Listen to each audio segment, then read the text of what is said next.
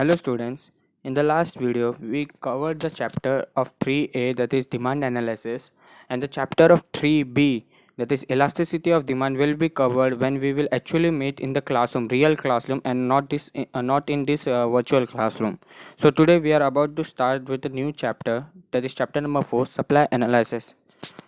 तो supply analysis, supply होता क्या है? सप्लाई इज जितना भी एक प्रोड्यूसर ऑफ गुड्स और सर्विस, जितने भी वो अपने क्वांटिटी ऑफ गुड्स मार्केट में डिमांड के लिए भेजता है, उसे हम कहते हैं सप्लाई। मतलब जितने भी goods at a point of given time sale पे हैं, जितने भी गुड्स एक कंज्यूमर खरीद सकता है, उसको कहते हैं सप्लाई। ठीक है ना? Supply, the study of supply in 12th standard economics is one of the most important concept, because ये एक बेस है जिसकी वजह से इकोनॉमी चलती है। बिकॉज सप्लाई होएगा तभी तो कंज्यूमर विल डिमांड गुड्स और service in a market, and when a goods और service is demanded in a market, there will be income generation for the businessman और the producer, and when there is a income generation for the producers of the goods और service, then only there will be more production of the goods. और ऐसे ये cycle continuously चलते रहता है। Production से goods supply होते हैं, सप्लाई से डिमांड होता है, डिमांड से इनकम जनरेशन होता है, इनकम जनरेशन से मोर प्रोडक्शन होता है। ठीक है ना? So this was the introduction में क्या पता चल रहा है कि अ स्पेसिफिक गुड्स और service that is available for a sale by a seller is supply. ठीक है ना? गुड्स और service available for sale at any specified price is known as a supply. मतलब एट अ पर्टिकुलर प्राइस पे जितने भी quantity of goods seller जब sale पे रखता है, उसे कहते हैं हम supply. Okay, so this was the introduction. Now we have to look at some of the concept of total output, stock, and supply. So what is total output? Total output means total amount of quantity that is produced by a producer of goods or service at a given point of time. जितने भी goods या service एक producer एक time पे बनाता है, उसको कहते हैं total output. So by definition, total output can be defined as the sum total of quantity of a commodity produced at a given period of a time in the economy. और ये production की वजह से consumption lead होता है, मतलब consumption होता है, कंजम्पशन से इनकम जनरेशन, इनकम जनरेशन से more production. Okay, so this is a continuous cycle. Okay, so next concept is concept of stock क्या होता है? stock means total quantity that is available for a seller to sell। ठीक है ना? जितने भी goods एक सेलर के पास at a particular point of time पे अवेलेबल रहते हैं सेल के लिए, उसको कहते हैं स्टॉक। ठीक है? तो stock is a total quantity of a commodity available for a sale with a seller at a particular point of time, and with the help of stock only supply is possible. मतलब stock है तभी supply possible होता है। So stock is a source of supply.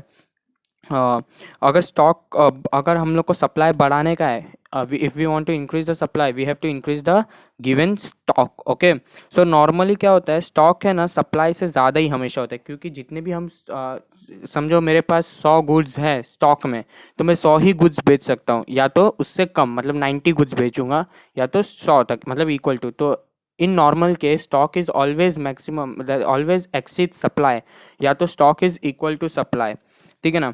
जैसे कि in case of perishable goods मतलब जो goods जल्दी ख़राब हो सकते हैं, फॉर एग्जांपल फिश, मिल्क, ऐसी सब चीज़, तो इस केस में मैं उतना ही स्टॉक अपने पास रखूँगा जितना मुझे सप्लाई करने का। For example if I know that maximum demand for milk in a particular day is 20 litre, so I will keep the stock of milk for 20 litre only. ठीक है ना? वैसे ही जब मेरा गुड्स जो है ड्यूरेबल गुड्स मतलब जो सालों साल चलते रहेंगे। अगर मेरा फर्नीचर का बिजनेस है तो मैं 3-4 सेट फर्नीचर का रखा रहूँगा, भले ही एक ही का डिमांड आ रहा है तो भी मेरे को कुछ फ़र्क नहीं पड़ा, क्योंकि फर्नीचर ख़राब नहीं होंगे। सो stock exceed supply and it is fixed and in elastic. Fixed क्या होता है? मतलब इन इलास्टिक मतलब वो कभी चेंज नहीं होता है, ये हमेशा ही चलता रहेगा। स्टॉक एक्सीड सप्लाई, स्टॉक हमेशा ज़्यादा ही रहते हैं सप्लाई से, या तो इक्वल रहते हैं। ठीक है ना? So coming to the next concept is supply. What is supply? Supply is a relative term means it is related to some different concept, and it is related to price, time, and quantity. So how it is related we will see further. Meaning of supply means जितने भी goods at a particular point of time पे by a particular seller sale पे जो रहते हैं उसे कहते हैं supply। Okay, the word supply implies various quantity of a commodity offered for sale by producers during a given period of time at a given price. Okay, एक time पे एक गिवन प्राइस पे इतने quantity of goods for sale पे available है bye a seller, इसको कहते हैं सप्लाई। मैं इतना गुड्स सप्लाई कर रहा हूँ। Supply is a flow concept. Flow concept means continuous है, वो होते ही रहेगा सप्लाई। जब एक बार goods, once the good is ready, it is supplied into the economy for the purchase by the consumer. Okay, so supply जो है वो फ्लो कॉन्सेप्ट है, कंटिन्यूअस है। Okay, coming to the definition of supply. Now what does the definition of the supply say? Definition of supply says supply refers to the relation between market prices and the amounts of goods that the producers are willing to supply.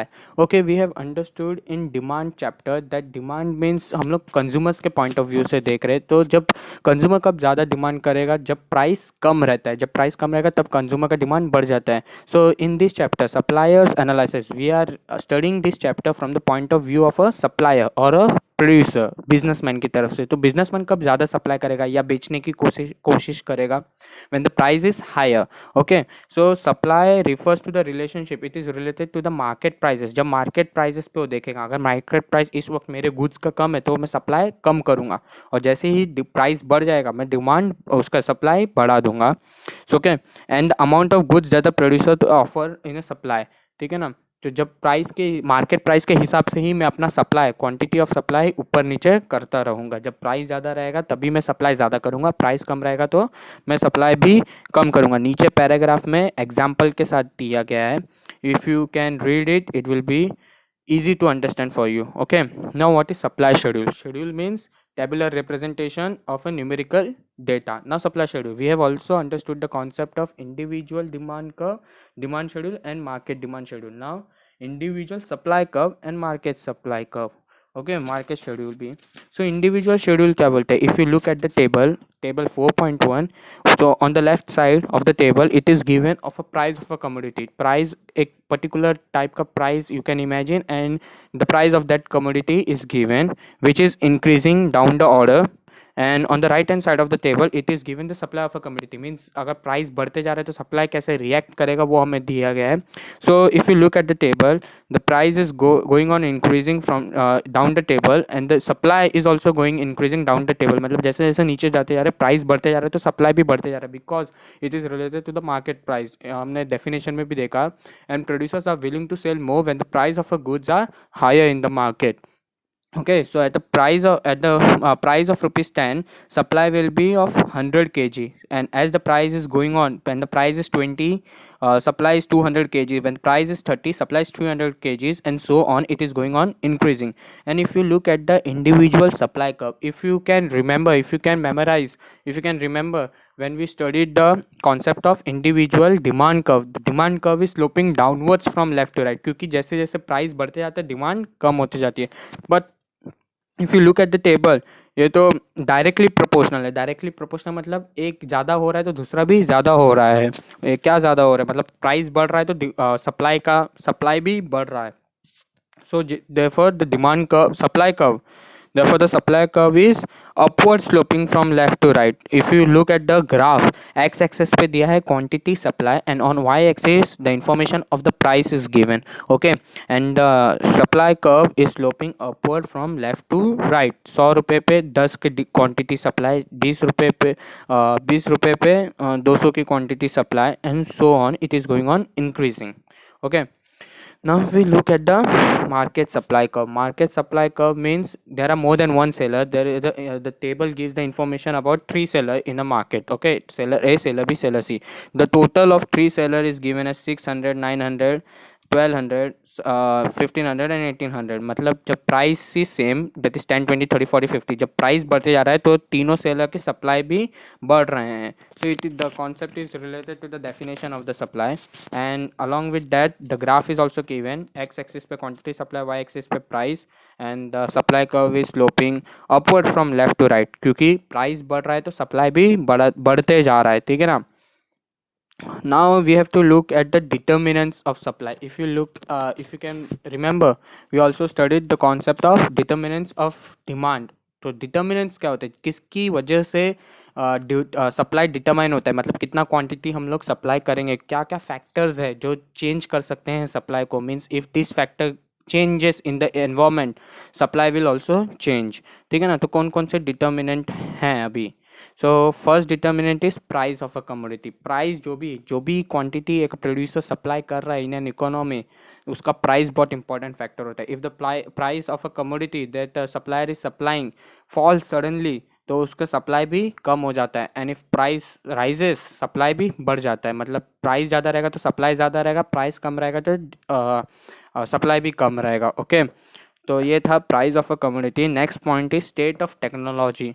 If the state of technology for the production of good is awesome, मतलब बहुत ही अच्छा technology use करते हैं, तो जब technology अच्छा use हो रहा है तो उस गुड को बनाने का प्राइस कम रहेगा, और अगर बनाने का प्राइस कम है तो सप्लाई ज़्यादा रहेगा।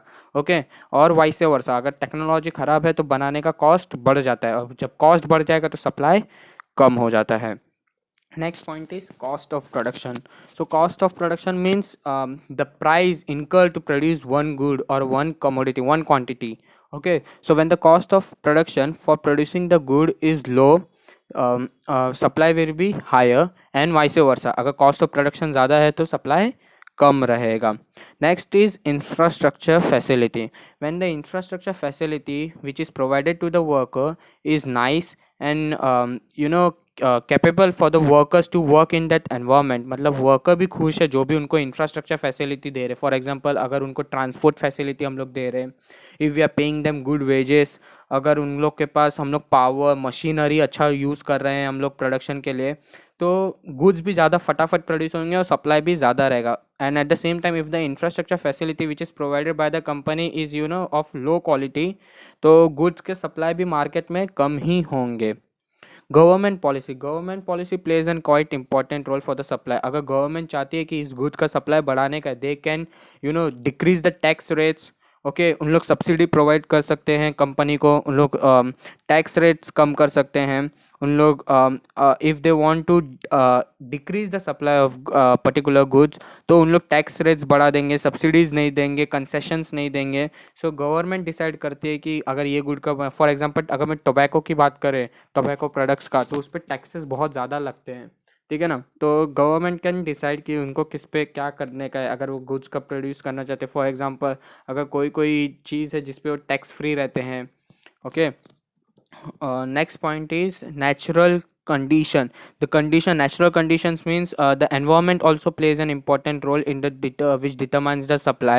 Okay, for example अगर हम लोग एग्रीकल्चर प्रोडक्ट्स की बात करें, तो एग्रीकल्चर प्रोडक्ट को अच्छा से रहने के लिए गुड मानसून सीजन चाहिए, मतलब अच्छा खासा बारिश होना चाहिए, गुड फेवरेबल क्लाइमेटिक कंडीशंस होने चाहिए, फर्टिलाइजर्स मिलने चाहिए उनको।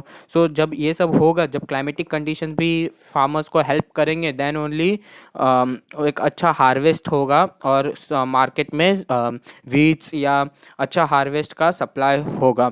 सो natural conditions plays a quite important role for the supply of a product. Future expectations about the prices. Future expectation मतलब प्रोड्यूसर्स अभी से ही फ्यूचर के प्राइस सोच रहे हैं। फॉर एग्जांपल अगर अभी एक पर्टिकुलर गुड का प्राइस है 10, ओके, और वो फ्यूचर में प्रोड्यूसर सोच रहा है कि इसका प्राइस होने वाला है 20, then he will stop supplying right now, क्योंकि आगे तो प्राइस और बढ़ने वाला है। And he will start thinking that I will supply more at the price of ₹20, कि जब प्राइस 20 होगा तभी मैं ज़्यादा सप्लाई करूँगा। ओके, तो ये होता है फ्यूचर एक्सपेक्टेशन। तो फ्यूचर एक्सपेक्टेशन भी क्वाइट डेंजरस थिंग है, क्योंकि it can harmfully affect the supply of a product in the current market. कैसे? क्योंकि अगर अभी वो सोच रहा है कि आगे जाके प्राइस बढ़ेगा तो सप्लाई अभी रोक देगा।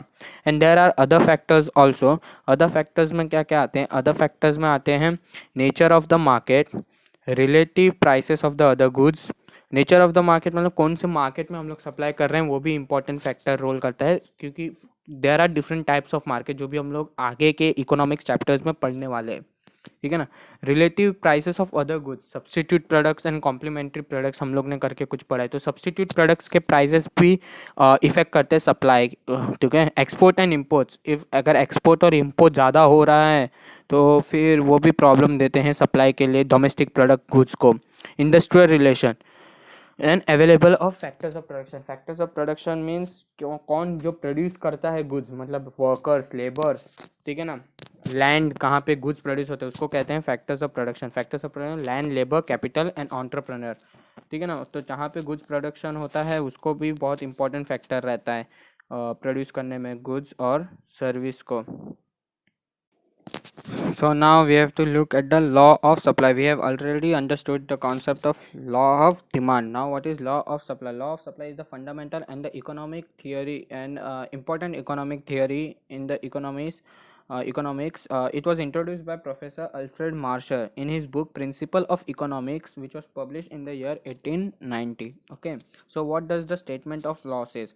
Other things being constant, मतलब और किसी चीज़ पे when you are studying this law, when you are keeping in mind this law, तो और किसी चीज़ पे ध्यान देने की ज़रूरत नहीं है. You just have to understand this law, you have just keep it in mind this law, और किसी चीज़ पे ध्यान देने की ज़रूरत नहीं है. So other things being constant, higher the price of a commodity more is the quantity supplied and lower the price of a commodity less is the quantity supplied. मतलब जब प्राइस एक पर्टिकुलर क्वांटिटी की ज़्यादा रहेगी तो supply भी वो quantity का, वो कमोडिटी का ज़्यादा होगा, और जब वो कमोडिटी के प्राइस कम होगा तो उसका सप्लाई भी कम हो जाता है. Because in short, a supplier wants to earn more profit, and he will earn more profit by supplying the goods at a higher price and not at a lower price. Okay. Symbolically हम लोग इसको देख सकते हैं S of x is equal to functional of P of x. मतलब supply is equal to functional of price. Supply is directly related to price. कैसे supply ज़्यादा रहेगा तो प्राइस भी, सप्लाई ज़्यादा कब होगा जब प्राइस ज़्यादा रहेगा, और सप्लाई कम रहेगा जब प्राइस कम रहेगा. तो supply is equal to functional of price. Okay. Now there are certain assumptions. Assumptions means when these assumptions are fulfilled, then only the law of supply will work. Okay. ये जब assumption पूरे होंगे तभी ये supply काम करेगा, वरना नहीं करेगा.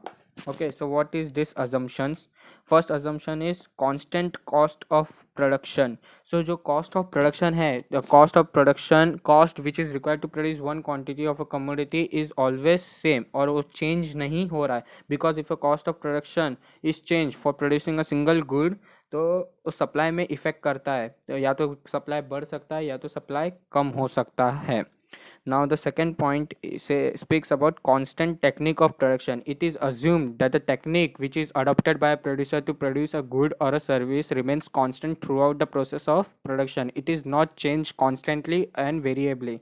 It remains same for the long period of time, because if a technique for the production of a good is changed, there might be certain gain or loss in the cost of production, and if there is a changes in the cost of production, there might be changes in the supply as well. ठीक है ना. तो cost और technique of production हमेशा change ही रहती, same ही रहती है.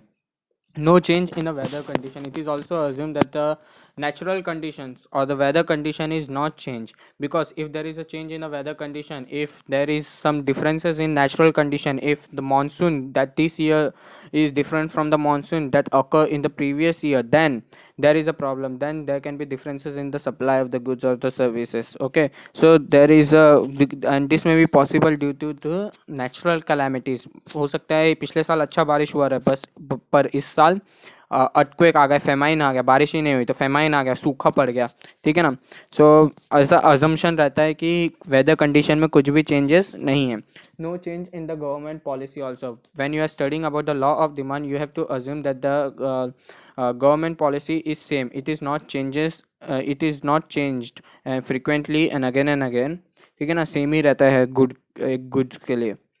No change in the transport cost. Transport cost means cost which is incurred by the producer for transporting its good from the place of production to the place where it is sold. ठीक है ना.